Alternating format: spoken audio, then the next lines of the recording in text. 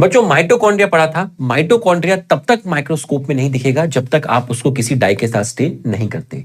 हमारे केस में यूकैरियोट में रेस्पिरेशन माइटोकॉन्ड्रिया में होता है, जहां पर ग्लूकोज का ब्रेकडाउन होता है और एटीपी की सिंथेसिस होती है। तो एटीपी की सिंथेसिस यूकैरियोट में माइटोकॉन्ड्रिया में होती है, इसलिए माइटोकॉन्ड्रिया को पावर हाउस ऑफ सेल बोलते हैं। डिफरेंट डिफरेंट सेल में माइटोकॉन्ड्रिया का नंबर वेरी करता है। ये डिपेंड करता है सेल या फिर उस ऑर्गेनिज्म की फिजियोलॉजी पर। कोई सीड है, ग्रो करेगा, जर्मिनेट करेगा, तो वहां एनर्जी ज्यादा चाहिए, एटीपी ज्यादा चाहिए, मतलब उसके अंदर माइटोकॉन्ड्रिया का नंबर ज्यादा होगा as compare to non germinating seed. Cylindrical और सॉसेज शेप, सॉसेज शेप इस तरीके से होता है, मीट की तरह होता है। ठीक है, माइटोकॉन्ड्रिया का शेप और नंबर डिफरेंट डिफरेंट सेल्स में वेरी करता है। माइटोकॉन्ड्रिया की दो मेम्ब्रेन है, एक आउटर है और एक इनर है। आउटर मेम्ब्रेन कॉन्टिन्यूअस है, पूरी की पूरी कॉन्टिन्यूअस है, और इनर मेम्ब्रेन बीच बीच में इन्वेजिनेट है। इन इन्वेजिनेशन को क्रिस्टे बोलते हैं। इसका मतलब इनर मेम्ब्रेन डिसकॉन्टिन्यूअस है। किसी भी सेल की आउटर बाउंड्री को डीलिमिटिंग लेयर बोलते हैं। तो डीलिमिटिंग लेयर आपकी आउटर मेम्ब्रेन है। आउटर मेम्ब्रेन में पोरिन्स प्रोटीन होते हैं जो ट्रांसपोर्ट में हेल्प करते हैं, इसलिए आउटर मेम्ब्रेन ज्यादा परमिएबल है और इनर मेम्ब्रेन लेस परमिएबल है। अब यहां पर माइटोकॉन्ड्रिया के अंदर जो स्पेस है, जिसको आप ल्यूमेन बोलते हैं, वो दो पार्ट में डिवाइड हो गया। जैसे एक कमरा है, इस कमरे में मैं बीच में कोई लकड़ी लगा दूं तो इस कमरे के अंदर दो पार्ट हो जाएंगे। ठीक उसी तरीके से माइटोकॉन्ड्रिया में भी दो पार्ट हो गए। ये जो इनर मेम्ब्रेन है, इनर मेम्ब्रेन से अंदर की तरफ जो जगह है उसको मैट्रिक्स बोला। इनर मेम्ब्रेन से बाहर की तरफ जो जगह है उसको पेरी माइटोकॉन्ड्रियल स्पेस और इंटर मेम्ब्रेनस स्पेस बोला। तो इनर मेम्ब्रेन से अंदर की तरफ इनर कंपार्टमेंट, जिसको बोला मैट्रिक्स। इनर मेम्ब्रेन से बाहर की तरफ पेरी माइटोकॉन्ड्रियल स्पेस, जिसको बोला आउटर कंपार्टमेंट। तो बच्चों दो कंपार्टमेंट्स में माइटोकॉन्ड्रिया डिवाइड हो गया ड्यू टू इनर मेम्ब्रेन। ये जो मैट्रिक्स होता है एक होमोजीनस सब्सटेंस है, एक जैसा सब्सटेंस है जिसके अंदर आपका एक डबल स्ट्रैंडेड सर्कुलर डीएनए होगा। वो डीएनए से एमआरएनए बनता है। आरआरएनए, टीआरएनए भी डीएनए से ही बनते हैं। तो इसमें तीन तरह के आरएनए आपको मिलेंगे और इस एमआरएनए से आप 70S राइबोसोम की हेल्प से प्रोटीन बना सकते हो। मतलब प्रोटीन बनाने वाली मशीनरी इसके मैट्रिक्स के अंदर प्रेजेंट होती है। आउटर मेम्ब्रेन और इनर मेम्ब्रेन दोनों के अपने डिफरेंट एंजाइम्स होते हैं।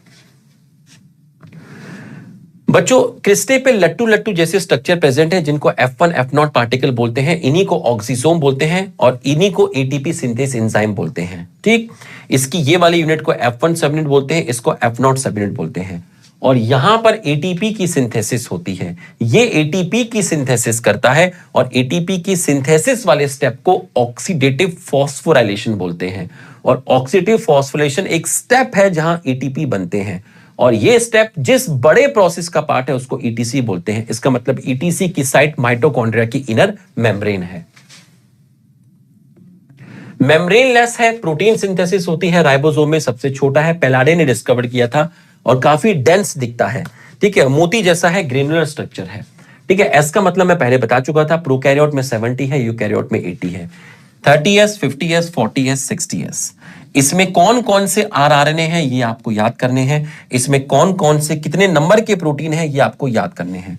तो राइबोसोम आरएनए और प्रोटीन से बना है, इसलिए आप राइबोसोम के लिए बोलते हैं राइबो न्यूक्लियोप्रोटीन। वैक्यूल सेल के साइटोप्लाज्म में एक बड़ा सा स्ट्रक्चर है जो कि मेम्ब्रेन बाउंड है। तो सेल के साइटोप्लाज्म में मेम्ब्रेन बाउंड स्पेस है। एक मेम्ब्रेन है टोनोप्लास्ट, कैसी है, सेलेक्टिवली परमेबल, मतलब बाहर से अंदर की तरफ यहां से वाटर आएगा और कुछ सॉल्यूट आएंगे, सारे सॉल्यूट नहीं आएंगे। ठीक, इस स्ट्रक्चर के अंदर प्लांट वाटर स्टोर करता है, जिसकी वजह से प्लांट में जो सेल है वो इलोंगेट करती है। तो अगर सेल इलोंगेट कर रही है तो उसका रोल जो है, वो जो सेल एक्सपेंड कर रही है उसमें रोल वैक्यूल का है। प्लांट के अंदर जो वैक्यूल होता है उसको सैप वैक्यूल बोलते हैं।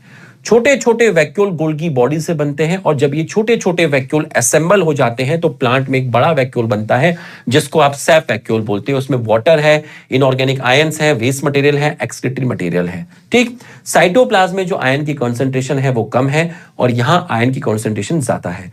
तो जब चीजें साइटोप्लाज्म से वैक्यूल के अंदर जाती हैं तो वो अगेंस्ट द कॉन्सेंट्रेशन जाती हैं, वो लो से हाई जाती है जहां आपका एटीपी खर्च होता है। मतलब ये मूवमेंट जो होगा बच्चों वो एक्टिव ट्रांसपोर्ट आपका होता है। और ये आपकी लास्ट स्लाइड है। कॉन्ट्रेक्टाइल वैक्यूल, बच्चों अमीबा हो या पैरामीशियम हो, मैंने पैरामीशियम बनाया है। पैरामीशियम में बहुत सारे सीलिया हैं और पैरामीशियम के सराउंडिंग में पानी है। तो जब ये सीलिया पानी में बीट करेंगे तो पानी में करंट जनरेट होगा, पानी की स्पीड बढ़ेगी। उस पानी के फ्लो के साथ इसके अंदर फूड एंटर करेगा। फूड एंटर किया, अच्छी बात है, बस उस फूड के साथ पानी बहुत ज्यादा एंटर कर जाएगा तो इसके अंदर एक्सेस पानी आ जाता है। उस एक्सेस पानी को कॉन्ट्रेक्टाइल वैक्यूल एब्सॉर्ब करता है और बॉडी से बाहर एक्सपेल्ड करता है। इसको ऑस्मो रेगुलेशन बोलते हैं। यही कॉन्ट्रेक्टाइल वैक्यूल वेस्ट मटेरियल को भी बाहर फेंकता है, इसको एक्सक्रीशन बोलते हैं। फूड कहां पर आया? प्लाज्मा मेम्ब्रेन के पास आया। प्लाज्मा मेम्ब्रेन इन्वेजिनेट हुई, बाद में प्लाज्मा मेम्ब्रेन वापस से रिफॉर्म्ड हो गई और ये स्ट्रक्चर सेल के साइटोप्लाज्म में सेपरेट हो गया। इसको बोलते हैं फूड वैक्यूल, जिसके अंदर फूड प्रेजेंट है। अब लाइसोसोम के एंजाइम इसका डाइजेशन करेंगे। तो ये जो फूड वैक्यूल बना, ये गोल्गी बॉडी से नहीं बना, ये सेल मेम्ब्रेन से बना। कब? जब वो एनगल्फिंग कर रही थी, जब वो फूड मटेरियल को अंदर ले रही थी। तो बच्चों, रिवीजन लेक्चर कैसा लगा कमेंट करके जरूर बताइएगा। Thank you.